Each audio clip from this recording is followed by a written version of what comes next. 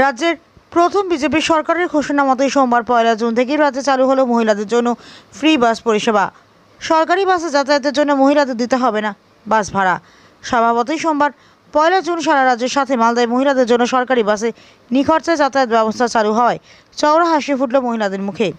উল্লেখযোগ্য, বিজেপি নির্বাচনী প্রতিশ্রুতি ছিল বিজেপি ক্ষমতায় এলে মহিলাদের চালু করবে ফ্রিতে বাস পরিষেবা। সেই প্রতিশ্রুতি মতোই বিজেপি ক্ষমতায় এসে রাজ্যে মহিলাদের জন্য 1 জুন থেকে সরকারি বাসে ফ্রিতে বাস পরিষেবা চালুর কথা ঘোষণা করে। সেই ঘোষণা অনুযায়ী সোমবার 1 জুন থেকে চালু হয় মহিলাদের জন্য নিখরচায় সরকারি বাসে যাতায়াত ব্যবস্থা। কোনো রকম নথি ছাড়াই মিলছে ফ্রি টিকিট।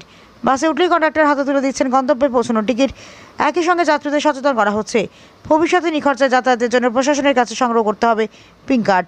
সরকারি ঘোষণা মতোই সোমবার 1 জুন বাসে উঠে টাকা ছাড়াই হাতে টিকিট পেয়ে উচ্ছ্বাস দেখা যায় মহিলাদের মধ্যে। চোখ রাখুন জামালপুর নিউজ লাইভে।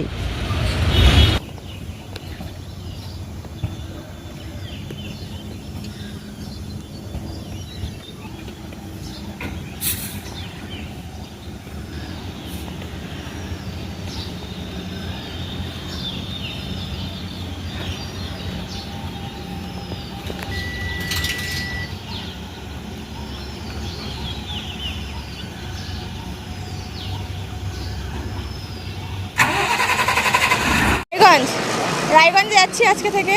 সরকার তো বাসের ভাড়া ফ্রি দিয়েছে, মহিলাদের জন্য উপকার হবে।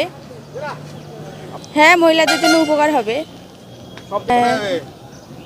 কে বলতে লাগবে, খুব উপকার করছেন, কাজটা ভালো হয়েছে সবার জন্য।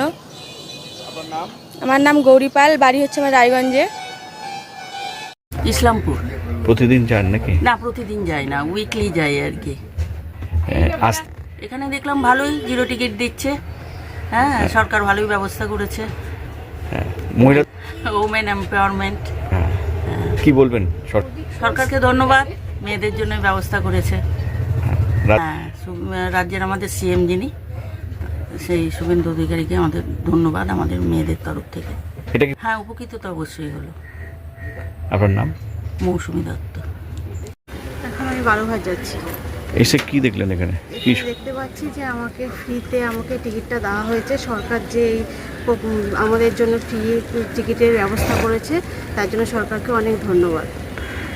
খুবই উপকার হবে যাদের প্রতিদিন যাওয়া আসার জন্য, যারা প্রতিদিন রেগুলার জার্নি করছে তাদের পক্ষে তো খুবই সুবিধা। এটা একটা কি বল মহিলাদের জন্য যে উদ্যোগটা নিয়েছে তার জন্য অনেক অনেক ধন্যবাদ। আপনার নাম? আপনার নাম? আমার নাম নবনীতা সেন। ঠিক আছে।